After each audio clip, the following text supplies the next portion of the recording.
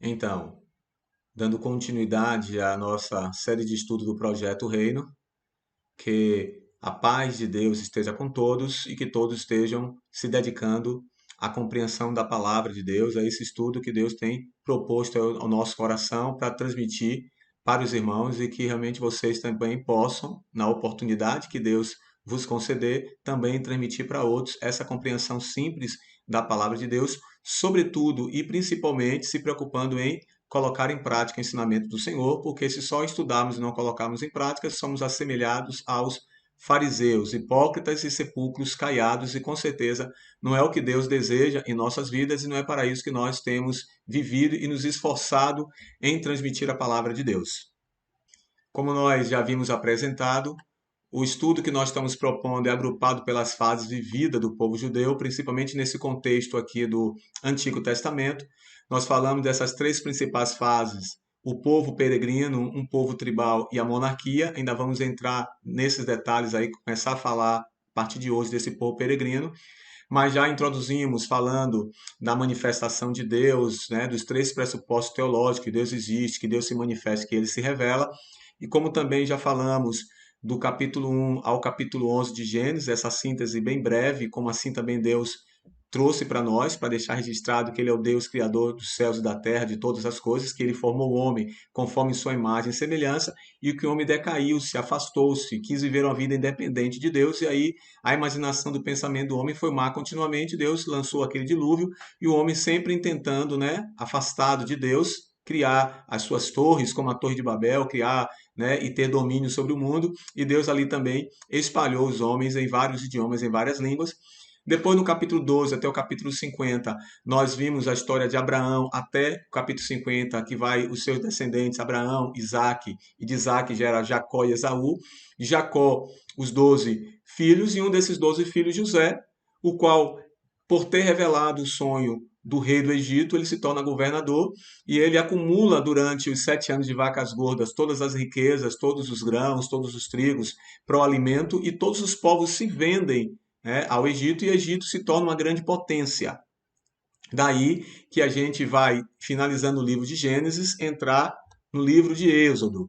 E já dentro do livro de Êxodo, avançando um pouquinho, chegando ali no capítulo 19, verso 6, depois a gente vai ver passo a passo, há uma palavra de Deus dirigida a Moisés, em que o Senhor diz: E vós me sereis reino sacerdotal e povo santo. Isso aqui, queridos, é um dos cernes dos nossos estudos, das questões que Deus traz em nossa mente, e entristecemos muito como quando vemos um assunto tão profundo, um assunto tão essencial ser negligenciado pela igreja atual, e tem sido negligenciado ao longo dos anos, e por isso nós vamos focar bastante nessa questão sacerdotal para trazer a luz, para iluminar, né? Como eu já falei no termo grego, fotidizo. Por quê? Porque a revelação já está escrita nas Sagradas Escrituras, a qual foi inspirada a homens santos, né, que falaram inspirados pelo Espírito Santo, e a nós o Senhor nos ilumina para que nós compreendamos essa revelação. Reino sacerdotal significa Deus reinando através da sua relação com pessoas que são sacerdotes. Isso é muito interessante.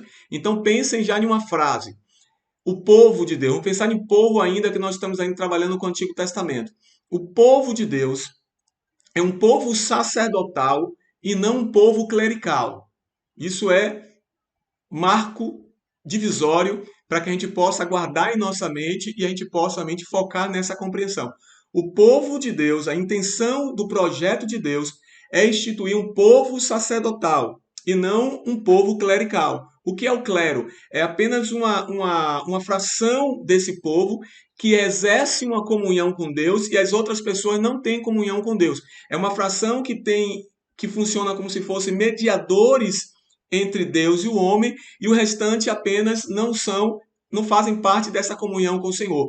Então a gente precisa entender que não existe um povo clerical no sentido de comunhão com Deus, mas sim um povo que Deus estabeleceu para ser sacerdote, um povo sacerdotal. E esse povo sacerdotal é quem manifesta o reino de Deus na terra. Então, depois a gente vai ver no período da monarquia que Deus não se agrada do povo ter pedido para ele um rei. Ele chega a dizer para Samuel: Samuel, não entristeçais o vosso coração, porque antes do povo ter te rejeitado, ele tem rejeitado a mim, e o povo não quer que eu reine. Porque até então, em Samuel, o povo, o governo de Deus, vamos dizer dessa forma, o governo de Deus era a teocracia, no qual Deus exercia o seu governo, o seu reinado, através da vida dos sacerdotes. Guardem isso, o povo é sacerdotal e não clerical. Então, nós estamos no livro de Êxodo, a peregrinação dos hebreus, após serem libertados do cativeiro egípcio, e Deus também marca, a partir da saída do Egito, naquele momento da Páscoa, do Pessá, em que o anjo da morte sobrevoa aquela região onde eles estavam morando, ali em Gósen e todo o Egito, e o lugar que tivesse o sangue nos ombrados da porta, o anjo não desceria e não mataria o primogênito daquela casa. Como os egípcios não criam nisso, os egípcios não se prepararam, então os anjos desceram e matou, sacrificou todos os primogênitos dos egípcios. Então isso é muito interessante, porque aqui Deus marca o princípio dos meios. É como se Deus estivesse iniciando a história desse Deus com esse povo. Então é muito interessante e vocês vão ver o quanto Deus se opõe a toda essa ideia politeísta de vários deuses que o mundo, que os povos, adoram, como se existissem vários deuses. E é exatamente isso que Deus vai mostrar a sua soberania como Deus criador e sustentador de todo o universo. Então, isso está relatado esse período de peregrinação está relatado em Gênesis, Êxodo, Levítico, Números, Deuteronômio, como eu já falei, que é o Pentateuco, a Torá, a lei de Deus para o seu povo, os hebreus, o povo de Israel. E Gênesis, a partir do capítulo 12, eu entendo também como peregrinação já no princípio da formação de Deus através da vida de Abraão, mas como povo, de fato, a peregrinação só começa no livro de Êxodo. Então nós dividimos em duas partes. A primeira parte até o capítulo 15, até que Israel saia, os hebreus saiam com Moisés e aconteça o processo da libertação do Egito, passando pelo Mar Vermelho, e depois a continuidade após transpor o Mar Vermelho, a travessia do Mar Vermelho, com a peregrinação. E aqui eu já quero desmistificar uma ideia que muitas pessoas têm, que quando nós estamos passando por luta, por adversidades na vida cotidiana, nós estamos passando por um deserto. Na verdade, é um grande equívoco, porque a gente precisa, toda a nossa interpretação, como já falei em outra oportunidade, ela precisa ser pautada diante de todo um processo da revelação de Deus. Então, como é esse processo da revelação de Deus? Se nós compararmos nós com os hebreus, com os egípcios, como povo de Deus, a igreja do Senhor. Quando Deus nos salvou em Cristo Jesus, Ele nos tirou do Egito, como tirou o povo de Israel, os hebreus, do Egito, daquele rei ali que se levantou um outro rei que não conhecia José, e assim viu aquele povo e escravizou aquele povo, porque temia que aquele povo crescesse e suplantasse os egípcios. Então, quando acontece isso, acontece a libertação, assim como nós somos libertados. Depois eles começaram a peregrinar no deserto até alcançar a Canaã, só que a Canaã dele é a promessa física, de uma terra realmente física.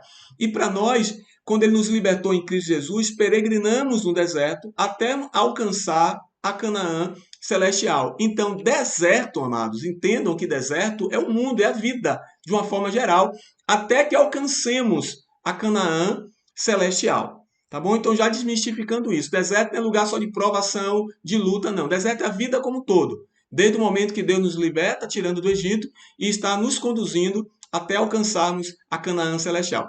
E isso é muito interessante, por isso deixei aqui 1 Coríntios capítulo 10, versos 11, quando o apóstolo Paulo diz: ora, tudo isso lhes sobreveio como figuras, e estão escritas para aviso nosso, para quem já são chegados os fins dos séculos. Então, tudo foi uma forma figurativa, como eu já citei, tipológica, que Deus se utilizou de vários símbolos do Antigo Testamento como símbolos e ideias mais fáceis do povo absorver, mais palpáveis, porque Deus queria trazer uma ideia completa, uma ideia excelente. É o que que nós chamamos, que a teologia fala de tipo e antitipo. Então a gente vai falar mais sobre isso várias vezes, vai ser mais fácil dos irmãos e dos amigos que também estão acompanhando aí possam compreender essa ideia de figurativa que Deus se utiliza muito no Antigo Testamento para nos trazer a ideia perfeita do que é o seu plano. Por isso que o povo sacerdotal, usando os hebreus como símbolo para isso, vai ter a ideia perfeita em Cristo Jesus, vocês vão ver isso. Então, do capítulo 1 ao capítulo 15, como é que está dividido o livro dos Hebreus? Os descendentes de Jacó, né? E o princípio ali no nascimento e vida de Moisés, né? Quando Moisés começa ali, né? Ele nasce ali e o faraó, o rei do Egito que se levantou, ficou com muito medo que aquele povo estava crescendo muito e desejou matar, né? Os meninos, né? As crianças do sexo masculino para que não desse continuidade, né, ao crescimento daquele povo. E Moisés foi guardado por sua mãe e sua irmã e colocado lá no cesto no rio. E a filha de Faraó o encontra e toma Moisés para criar. E o que acontece com isso? Moisés vive dentro dessa formação egípcia, uma formação de príncipe, durante 40 anos. Até que ele tem um momento lá de um embate, que ele acaba matando um egípcio, e ele tem que fugir, preservando a vida dele. E ele foge para a terra de Midian e passa 40 anos no deserto de Midian. E depois é quando Deus fala para Moisés, no capítulo 3. Deus se revela para Moisés. Como já falamos sobre a revelação, é Deus que vai ao encontro do homem. Então Deus se revela para Moisés, Moisés já com 80 anos de idade. E aqui é um ponto muito interessante, porque Moisés fica meio, né, sem saber como é que eu vou fazer isso, como é que eu vou a Faraó, como é que os hebreus vão me receber. E aí Deus começa a falar, mostrar para Moisés, através da vara que se tornou serpente e outros sinais que Deus daria a Moisés, para que através desses sinais manifestasse a soberania de Deus na vida de Moisés. É muito interessante isso, porque a gente vai ver isso acontecer também em Cristo Jesus, com todos os sinais que Deus realiza através dele, para que as pessoas vissem, fossem impactadas por aqueles sinais e crescem. Quer queira ou não, o homem depende muito de as coisas tornarem palpáveis, mais fácil dele compreender, e assim Deus também se utiliza desse meio. Então Moisés volta ao Egito, e aí, nesse embate para a libertação do povo, é quando Moisés e Arão falam a Faraó e vem aí o lançamento de Deus das 10 pragas. Então, esse lançamento das 10 pragas é exatamente aquilo que eu já falei. Deus, ele é o criador e sustentador do universo. Então, ele quer marcar aquele povo, tanto os hebreus quanto os egípcios, e todo mundo de uma forma geral, que não há outro Deus além dele, e muitas pragas estão confrontando diretamente deuses egípcios que eles adoravam, o próprio rio. Então toda essa adoração tinha que ser mostrada que eles não eram deuses, e só havia um Deus, criador do céu e da terra, que faria com que o seu povo saísse sem o uso de arma, né, de um império potente, que passasse por um mar e o mar se abrisse diante deles, e os egípcios fossem todos sucumbidos, e todo mundo fosse impactado. E eu quero aqui deixar até, para quem tiver interesse em pesquisar, o livro do pastor Rosivaldo de Araújo, que já está em Cristo Jesus, já foi recolhido. Ele tem um livro que diz: Surge um novo Deus e um novo povo. Esse livretozinho dele fala sobre o surgimento do novo Deus, não que é um novo Deus, é o único Deus criador do céu e da terra. Só que naquela ótica, aqueles povos adoravam vários deuses. Então, quando Deus se manifesta para Abraão, sai de tua terra e da tua parentela e vai para a terra que eu te mostrarei, Deus quer marcar este povo, mostrando que através da manifestação dele, neste povo, vai mostrar que ele é o único Deus e que todos os outros deuses são criações dos próprios homens. E aí que Deus, no Egito, estabelece a Páscoa, que é o sacrifício do cordeiro, e os umbrais da porta tinham que ser marcados com aquele sangue, e o anjo da morte não passaria, que seria essa a 10ª praga. Esse episódio da Páscoa também é um episódio tipológico, porque apresenta para Cristo como o Cordeiro de Deus, como disse João Batista, que tira o pecado do mundo. E nesse momento da Páscoa, por ter preservado a vida dos primogênitos, Deus santifica para si, toma para si a vida dos primogênitos de Israel, que depois ele vai substituir esses primogênitos pela tribo de Levi, que a tribo de Levi vai ser a tribo dos sacerdotes, que vai funcionar entre todas as tribos de Israel, como exemplo para que todo Israel entendesse como é que Deus queria que eles fossem um reino sacerdotal e um povo santo, como já foi apresentado em Êxodo capítulo 19, versos 6. E aí, sendo libertados do Egito, eles passam pelo mar. E aí Moisés se alegra e dança Miriam, Moisés canta e dança Miriam, em Êxodo capítulo 15. Nesse momento das pragas, bem rápido aqui, só para vocês verem, as 10 pragas foram as águas que se tornaram em sangue, está aqui as referências para vocês poderem estudar, a praga das rãs, a praga dos piolhos, a praga das moscas, a praga da peste nos animais, a praga das úlceras, a praga da saraiva, que descia, era lançado dos céus, a praga dos gafanhotos, a praga das trevas, da escuridão plena que Deus colocou ali e fazendo, muitas das vezes, separação entre o povo egípcio e o povo de Israel, os hebreus, porque Deus sempre vai mostrar que há uma separação e é exatamente isso que Deus quer fazer. É exatamente isso que Deus quer fazer, separar um povo escolhido para que tenha uma relação com ele, com Deus, e viva na dependência desse Deus, para que todas as coisas sucedam conforme a vontade que é boa, perfeita e agradável de Deus, para com o povo que crê nele, que confia, que quer viver em sua dependência. E a gente observa aqui que está marcado o que Deus quer realizar. E porém separação entre meu povo e o teu povo, entre os hebreus e os egípcios.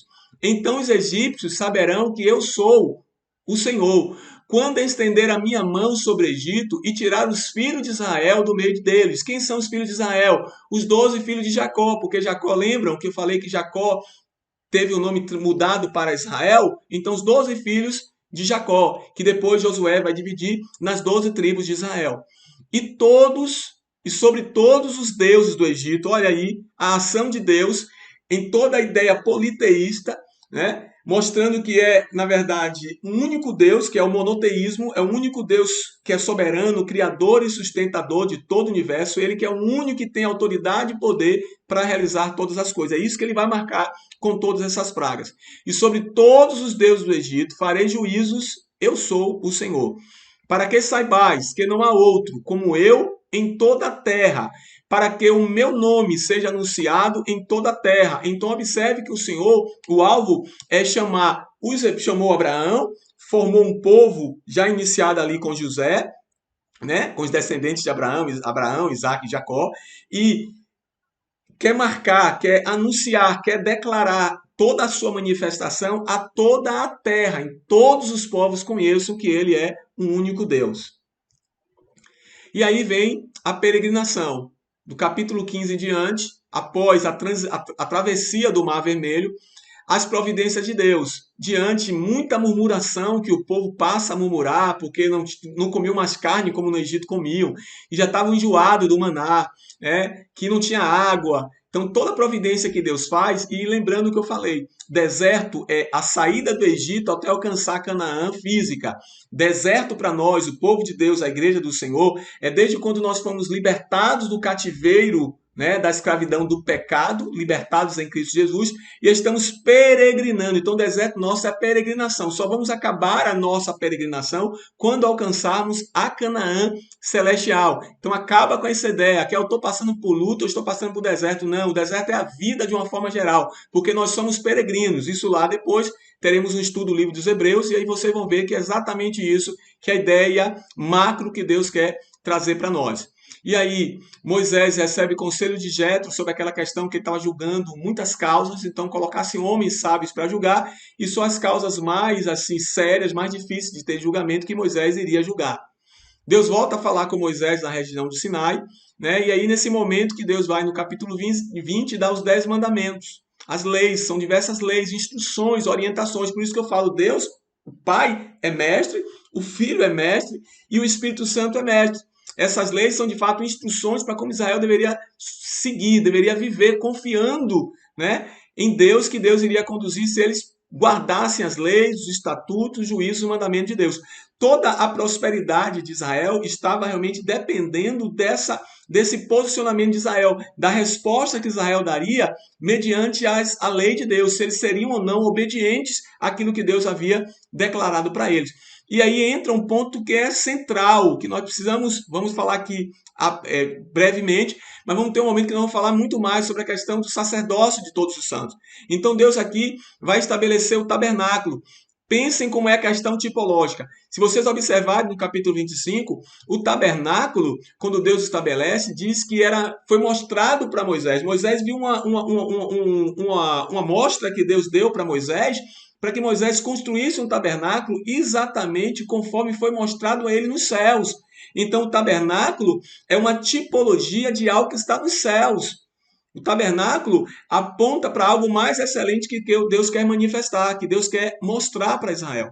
O bezerro de ouro é quando o povo vê Moisés demorar muito tempo, pensou que Moisés tinha morrido, e aí foi criar um Deus para si. De ouro fizeram o bezerro. Só que nos 10 mandamentos já teria ali, por isso a tristeza de Moisés, quando viu os 10 mandamentos, não terás outro Deus diante de mim. Então Moisés vai e quebra essa tábua. E Deus diz que não iria mais com esse povo. É quando Moisés intercede por esse povo, diz: Senhor, se o Senhor não for conosco, não nos faça sair daqui. Então Deus vai e diz para Moisés: Moisés, eu irei contigo para te fazer descansar. Então Deus aí dá uma nova tábuas, né, com os 10 mandamentos. E Deus também separa homens, derrama dons sobre esses homens, são os artífices, para que eles tenham habilidade, para que eles se tornem aptos para realizarem a construção do tabernáculo. E o tabernáculo é levantado, depois que o tabernáculo é todo construído e levantado, aí Deus se manifesta na coluna de nuvem, desce sobre o tabernáculo e enche de glória aquele lugar. Por quê? Porque o que Deus quer fazer, vós me sereis um reino sacerdotal e um povo santo. É o reino de Deus manifestado através da vida dos sacerdotes, porque a vida dos sacerdotes, eles vivem em uma comunhão tão intensa de Deus que a glória de Deus capacita, instrui, orienta e faz com que este povo seja uma referência para todos os povos. É o que Deus queria realizar através da vida dos hebreus. E os 10 mandamentos eu divido em duas partes, muitas pessoas fazem essa divisão também. É Deus ensinando sua natureza para Israel, o seu caráter e seus altos padrões da sua santidade para o povo entender e viver desta forma. Então eu separo em leis verticais, que é a relação do homem para com Deus, e leis horizontais, que é a relação do homem para com o homem. Nessa relação vertical, os 3 primeiros: não terás outro Deus diante de mim, não farás para ti imagem de escultura e não tomarás o nome do Senhor teu Deus em vão. Eu salto esse quarto aqui do sábado, depois eu falo. Honra teu pai e tua mãe, então é do homem para o homem. Não matarás, não adulterarás, não furtarás, não dirás falso testemunho, não cobiçarás a casa do teu próximo.